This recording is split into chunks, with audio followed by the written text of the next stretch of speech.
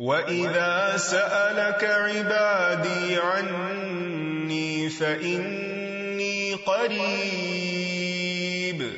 أُجِيبُ دَعْوَةَ الدَّاعِ إِذَا دَعَانِ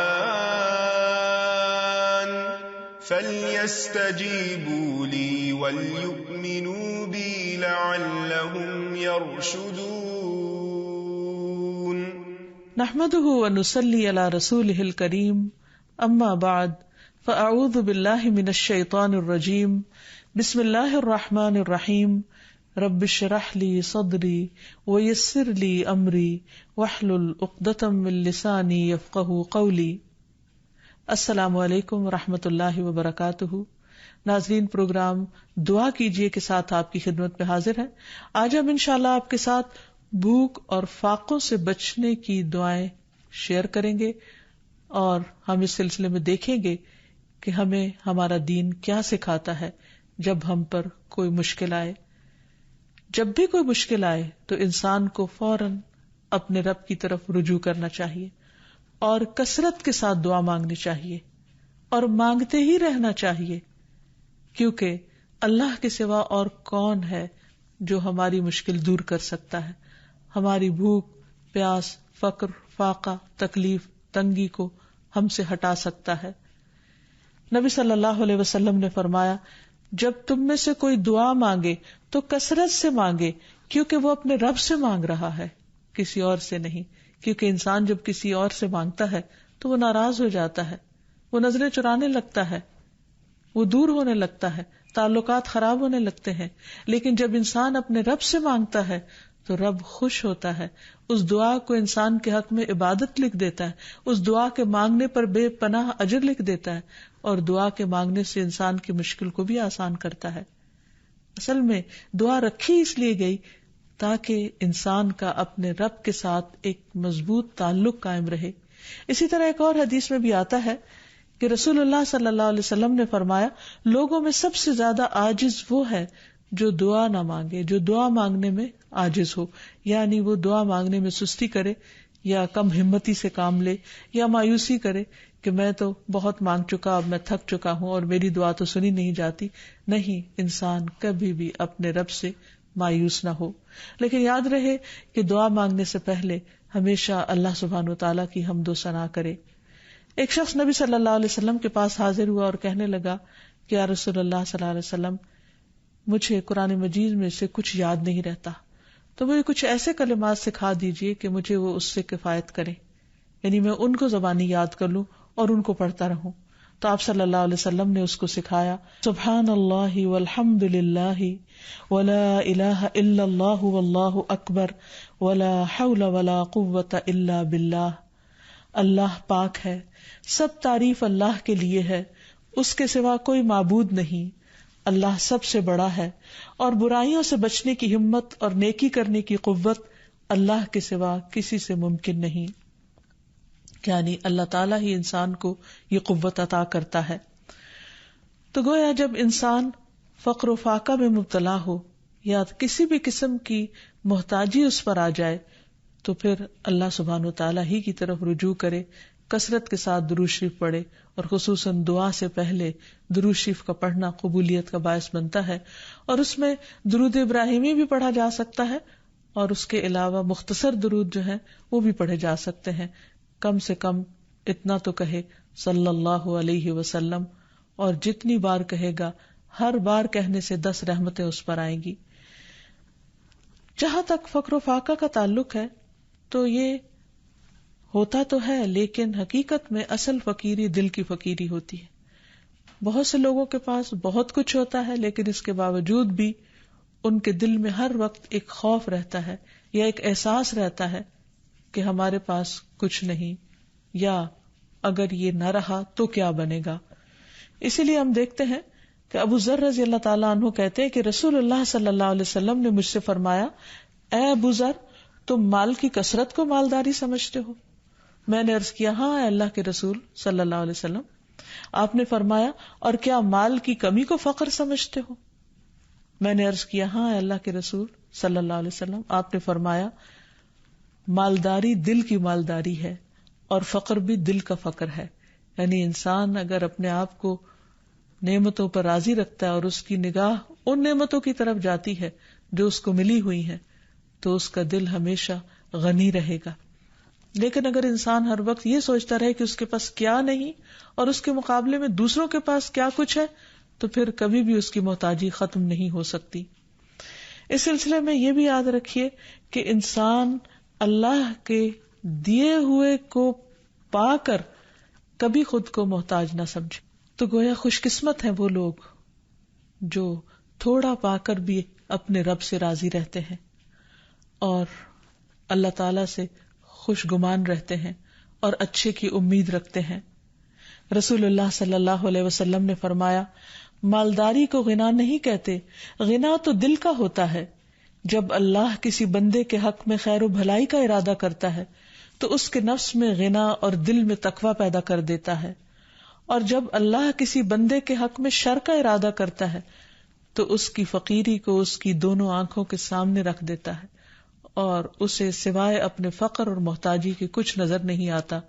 لہذا اس کی کنڈیشن میزریبل ہو جاتی ہے، وہ ہر وقت پریشان اور دکھی رہتا ہے اور وہ ان نعمتوں کو بھی انجوائے نہیں کر سکتا جو اللہ تعالیٰ نے اس کو دی ہوئی ہیں. اگر انسان غور کرے کہ اس کی اگر خدا نہ خواستہ آنکھ چلی جائے تو کیا دنیا بھر کی دولت خرچ کر کے بھی وہ آنکھ لے سکتا ہے واپس؟ یا اگر اس کے جسم کا کوئی اور حصہ چلا جائے، ضائع ہو جائے، تو کیا دنیا بھر کی دولت خرچ کر کے وہ اس طرح کی نعمت واپس لوٹا سکتا ہے؟ ہرگز نہیں. ہمارے جسم کا ایک ایک حصہ لاکھوں کروڑوں کا ہے، ہم کہیں سے بھی محتاج اور فقیر نہیں اگر ہم اپنے پاؤں پہ چلتے ہیں اور اپنے ہاتھوں سے کام کر سکتے ہیں. اور اللہ تعالیٰ نے ہمیں نگاہوں کی روشنی عطا کر رکھی ہے اور سننے کی طاقت، اور ہمارا دل دھڑکتا اور ہمیں زندگی نصیب ہے تو اللہ سبحانہ وتعالی باقی نعمتیں بھی ہم پر آسان کر دے گا. صرف یہ کہ انسان وقتی طور پر کسی آزمائش سے نہ گھبرائے. پھر اسی طرح فقر و فاقہ چونکہ ایک آزمائش ہے تو اللہ تعالیٰ مختلف لوگوں کو مختلف طریقے سے آزماتا ہے. تو کچھ لوگوں کو فقر سے آزماتا ہے، اور اس میں صرف یہ نہیں کہ کسی عام انسان کو، بلکہ اللہ تعالیٰ نے اپنے بڑے بڑے نیک بندوں کو بھی اس سے آزمایا ہے. لیکن عام حالات میں فقر و فاقہ کے جو اسباب ہمیں قرآن و سنت سے پتہ چلتے ہیں ان میں سے ایک وجہ دین سے دوری بھی ہے. معقل بن یسار کہتے ہیں رسول اللہ صلی اللہ علیہ وسلم نے فرمایا تمہارا رب فرماتا ہے اے ابن آدم میری عبادت کے لیے فارغ ہو جا تو میں تیرے دل کو غنا سے اور تیرے ہاتھ کو رزق سے بھر دوں گا. اے ابن آدم مجھ سے دور نہ ہو ورنہ میں تیرے دل کو فقر سے اور تیرے ہاتھ کو شغل اور مصروفیت سے بھر دوں گا. یعنی تم کام بھی کرتے رہو گے لیکن تمہارا غم کبھی دور نہیں ہوگا. قرآن مجید سے بھی ہمیں واضح طور پر یہ بات پتہ چلتی ہے کہ جو شخص اللہ کے ذکر سے منہ موڑتا ہے اللہ تعالیٰ دنیا کی زندگی بھی اس پر تنگ کر دیتے ہیں. فرمایا وَمَنْ أَعْرَضَ عَنْ ذِكْرِي فَإِنَّ لَهُ مَعِيشَةً ضَنْكًا وَنَحْشُرُهُ يَوْمَ الْقِيَامَةِ أَعْمَى. فرمایا اور جو میری یاد سے منہ موڑے گا تو اس کی زندگی تنگ ہو جائے گی اور قیامت کے دن ہم اسے اندھا کر کے اٹھائیں گے. اور حقیقت یہ ہے کہ یہ آیت بالکل سچی ہے، کیونکہ جو شخص صرف دنیا کی محبت میں مبتلا ہو جاتا ہے اور دنیا ہی کا ہم و غم پال لیتا ہے پھر اس کی یہی کیفیت ہو جاتی ہے کہ سب کچھ ہوتے ہوئے بھی اس کے اندر تنگی رہتی ہے. رسول اللہ صلی اللہ علیہ وسلم نے فرمایا جو اپنی فکر آخرت کو بنا لیتا ہے تو اللہ تعالیٰ اس کے تمام امور کو جمع کر دیتا ہے اور اس کے دل کو بے نیاز کر دیتا ہے اور دنیا اس کے پاس ذلیل ہو کر آتی ہے. اور جس کی نیت صرف دنیا حاصل کرنے کی ہو یعنی وہ آخرت کو بھولا ہوا ہو اللہ اس کی تنگیوں کو اس پر کھول دیتا ہے، اس کا فقر اس کی آنکھوں کے سامنے آتا ہے اور اسے صرف اتنی ہی دنیا ملتی ہے جتنی اس کے لیے لکھی جا چکی ہوتی ہے، اس سے زیادہ نہیں ملتی. تو اس لیے انسان کو ہمیشہ اللہ سبحانہ وتعالیٰ کی طرف رجوع کرنا چاہیے اور جو کچھ انسان کو ملا ہے اس پر راضی رہنا چاہیے، شکر ادا کرتے رہنا چاہیے اور فقر و فاقہ کے علاج کے لیے اللہ تعالیٰ سے ہی دعائیں کرنی چاہیے. ابو ذر غفاری کہتے ہیں نبی صلی اللہ علیہ وسلم اللہ سبحانہ وتعالیٰ سے روایت کرتے ہیں کہ بے شک اللہ تعالیٰ فرماتا ہے اے میرے بندو تم سب بھوکے ہو سوائے اس کے کہ جسے میں کھلاؤں تو تم مجھ سے کھانا مانگو، میں تمہیں کھلاؤں گا۔ اے میرے بندو، تم سب برہنہ ہو سوائے اس کے جسے میں لباس پہناؤں، تو تم مجھ سے لباس مانگو، میں تمہیں لباس پہناؤں گا۔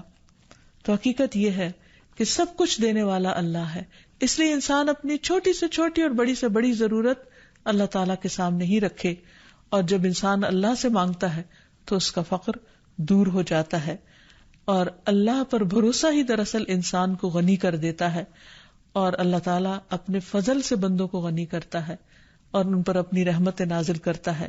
قرآن مجید میں آتا ہے وَأَنَّهُ هُوَ أَغْنَى وَأَقْنَى، وہی تو ہے جس نے غنی کیا اور دولت عطا کی۔ بعض اوقات وہ دے کر لے لیتا ہے، بعض اوقات دینے کے بعد پھر وہ مزید دیتا ہے، اور یہ سب اس کے اپنے فیصلے ہیں، لیکن انسان کو ہر صورت میں اللہ تعالیٰ کی طرف ہی رجوع کرنا چاہیے اور اللہ تعالیٰ کی تقسیم پر راضی رہنا چاہیے، قناعت اختیار کرنی چاہیے۔ اور جب انسان پر فقر و فاقہ یا بھوک کی کوئی کیفیت طاری ہو تو نبی صلی اللہ علیہ وسلم کی بھوک کو یاد کر لینا چاہیے۔ یہ حدیث یاد رہے کہ رسول اللہ صلی اللہ علیہ وسلم اس دنیا سے رخصت ہو گئے اور آپ نے کبھی جو کی روٹی بھی آسودہ ہو کر نہیں کھائی۔ ایک اور روایت میں آتا ہے کہ رسول اللہ صلی اللہ علیہ وسلم بعض اوقات سارا دن بھوک کی وجہ سے بے قرار رہتے تھے، اور آپ کوئی خراب کھجور تک گھر میں نہیں پاتے تھے کہ جس سے آپ اپنا پیٹ بھر لیں، حالانکہ آپ اللہ کے محبوب تھے۔ تو اس سے یہ پتہ چلتا ہے کہ ضروری نہیں کہ جو شخص فقر و فاقہ کا شکار ہو جائے اللہ تعالیٰ اس پر ناراض ہی ہو۔ بعض اوقات اللہ تعالیٰ اپنے پیارے بندوں کو آزماتا ہے، انہیں مختلف طرح کے امتحانوں میں ڈالتا ہے تاکہ انہیں اور زیادہ اپنا مقرب بنا لے۔ پھر اسی طرح انسان جب دعائیں کرے تو جو دعائیں ہمیں قرآن و سنت میں سکھائی گئی ہیں ان سے خاص طور پر اللہ تعالیٰ سے مدد مانگتا رہے، کیونکہ ساری تکلیفیں صرف اللہ ہی دور کرتا ہے۔ اللہ تعالیٰ فرماتے ہیں وَلَئِن سَأَلْتَهُم مَّنْ خَلَقَ السَّمَاوَاتِ وَالْأَرْضَ لَيَقُولُنَّ اللَّهُ قُلْ أَفَرَأَيْتُم مَّا تَدْعُونَ مِن دُونِ اللَّهِ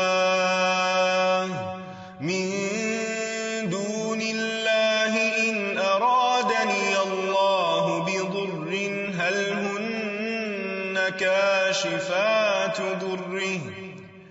هَلْ هُنَّ كاشفات ضره أو أرادني برحمة هل هن ممسكات رحمته قل حسبي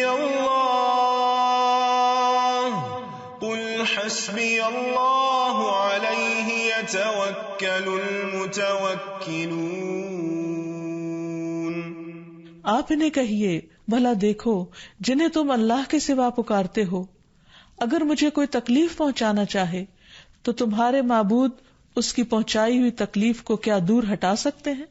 یا اگر وہ مجھ پر رحمت کرنا چاہے تو یہ اس کی رحمت کو روک سکتے ہیں؟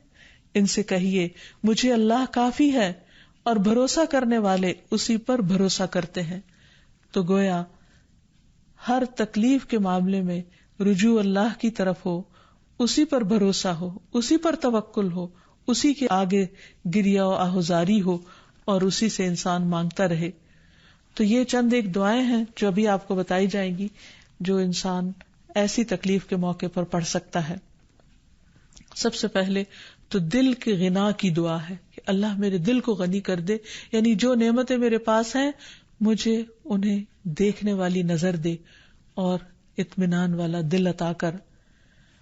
تو دعا ہے اللہم انی اسألک الہدی والتقی والعفاف والغنی، اے اللہ میں تجھ سے ہدایت، تقوی، پاک دامنی اور غنا کا سوال کرتا ہوں۔ پھر اسی طرح خاص طور پر فقر و فاقہ سے بچنے کی دعا ہے۔ نبی صلی اللہ علیہ وسلم صبح و شام یہ دعا مانگا کرتے تھے، اللہم انی اعوذ بک من الکفر والفقر، اللہم انی اعوذ بک من عذاب القبر، لا الہ الا انت۔ اے اللہ میں کفر اور فقر سے تیری پناہ میں آتا ہوں.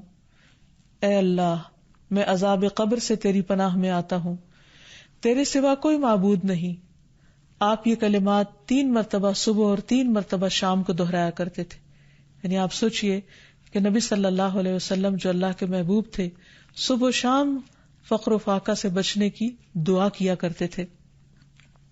اسی طرح ایک اور دعا ہے، نبی صلی اللہ علیہ وسلم دعا کرتے، اللہم انی اعوذ بک من الفقر والقلۃ والذلۃ واعوذ بک من ان اظلم او اظلم. اے اللہ میں فقر و فاقہ، قلت اور ذلت سے تیری پناہ میں آتا ہوں، کیونکہ بعض اوقات فقر و فاقہ انسان کو ذلیل کر دیتا ہے، اور اس بات سے تیری پناہ میں آتا ہوں کہ میں کسی پر ظلم کروں یا کوئی مجھ پر ظلم کرے. اسی طرح ہم دیکھتے ہیں کہ نبی صلی اللہ علیہ وسلم اپنے بستر پر جا کر جو دعائیں رات کو سونے سے پہلے پڑھتے، ان میں بھی جو ایک دعا ہے اس میں بھی خصوصی طور پر آپ قرض اور فقر سے پناہ مانگتے ہیں. ابو ہریرہ روایت کرتے ہیں کہ رسول اللہ صلی اللہ علیہ وسلم جب بستر پر تشریف لاتے تو کہا کرتے تھے، اللہم رب السماوات والارض ورب کل شیء فالق الحب والنوى ومنزل التوراة والانجیل والقرآن اعوذ بک من شر ذی شر انت آخذ بناصیتہ انت الاول فلیس قبلک شیء وانت الآخر فلیس بعدک شیء وانت الظاہر فلیس فوقک شیء وانت الباطن فلیس دونک شیء اقض عنی الدین واغننی من الفقر. اس کا ترجمہ ہے، اے اللہ 7 آسمانوں اور زمین کے رب اور ہر چیز کے رب، دانے اور گٹلی کو چیرنے والے، تورات اور انجیل اور قرآن نازل کرنے والے، میں تجھ سے ہر اس چیز کے شر سے پناہ مانگتا ہوں جسے تو اس کی پیشانی کے بالوں سے پکڑنے والا ہے. تو سب سے پہلے ہے، تجھ سے پہلے کچھ نہیں، تو ہی آخر ہے، تیرے بعد کچھ نہیں، تو سب سے اوپر ہے، تیرے اوپر کچھ نہیں، اور تو ہی باطن میں ہے، تجھ سے مخفی کچھ نہیں. اے اللہ میرا قرض ادا کر دے اور مجھے فقر سے بے نیاز کر دے. تو اس میں آپ دیکھیے کہ اللہ سبحانہ و تعالیٰ کی صفات کا ذکر ہوا ہے کہ اللہ سبحانہ و تعالیٰ 7 آسمانوں اور زمینوں کا مالک ہے. اور آپ دیکھیے کہ زمین کے ایک چھوٹے سے ٹکڑے میں بھی کتنی خیر و برکت ہوتی، کتنی بھلائی ہوتی. کہاں یہ کہ وہ پوری زمین کا مالک، اور صرف اس زمین کا نہیں، باقی زمینوں کا بھی مالک، تمام ستاروں سیاروں کا مالک، سارے آسمانوں اور جو کچھ ان کے اندر ہے ان سب کا مالک. اور پھر فالق الحب والنوى کہہ کے یہ بتایا گیا کہ اللہ تعالی زبردست قدرت کا مالک ہے. وہ زمین کے اندھیروں میں بیج اور گٹلی کو پھاڑتا ہے اور اس سے بہترین پودے نکالتا ہے جس میں انسان کے رزق کا سامان ہے. پھر زمین سے بھی کچھ رزق نکلتا ہے اور آسمان سے بھی اترتا ہے. پھر تورات، انجیل اور قرآن روحانی رزق ہیں، ان کا ذکر کیا گیا. ان تمام چیزوں کا ذکر کر کے اللہ تعالیٰ کی صفات بیان کر کے پھر ہر چیز کے شر سے پناہ مانگی گئی جس کا کنٹرول اللہ کے ہاتھ میں ہے. اور پھر اللہ تعالیٰ کے کچھ ناموں اور صفات کا ذکر کیا گیا کہ اللہ تو سب سے اول ہے اور تو ہی سب سے آخر ہے، نہ کوئی تجھ سے پہلے ہے اور نہ کوئی تجھ سے بعد، یعنی سب چیزیں تیرے ہی کنٹرول میں ہے. تو ہی ہر ایک کا مالک ہے اور تیرے اوپر کوئی بھی نہیں ہے، اور تو ہی ظاہر ہے اور تو ہی باطن ہے، اور تجھ سے کچھ بھی چھپا ہوا نہیں. اور یہ ساری صفات ذکر کر کے آخر میں کیا فرمایا کہ تو میرا قرض ادا کر دے اور جو مجھے فقر سے بے نیاز کر دے. تو جو شخص یہ دعا مانگے گا انشاءاللہ اسے مالی مشکلات سے، پریشانی سے نجات ملے گی. پھر اسی طرح نبی صلی اللہ علیہ وسلم رات کے وقت جب بھوک کی شدت سے آپ کی آنکھ کھل جاتی اور آپ بے قرار ہوتے تو آپ یہ دعا پڑھا کرتے تھے، لا الہ الا اللہ الواحد القہار رب السماوات والارض وما بینہما العزیز الغفار. کوئی معبود برحق نہیں مگر اللہ جو اکیلا اور زبردست ہے، آسمانوں، زمین اور ان کے درمیان کی تمام چیزوں کا رب ہے، وہ غالب اور بہت بخشنے والا ہے. پھر اسی طرح انسان بھوک سے پناہ مانگے اور اللہ تعالیٰ سے خاص دعا کرے کہ انسان کو ایسی تمام اذیتوں سے نجات دے جو اس کے لیے مشکل کا باعث بنتی ہے. اللہم انی اعوذ بک من الجوع فإنہ بئس الضجیع. اے اللہ میں بھوک سے تیری پناہ مانگتا ہوں، بے شک وہ بہت بری ساتھی ہے.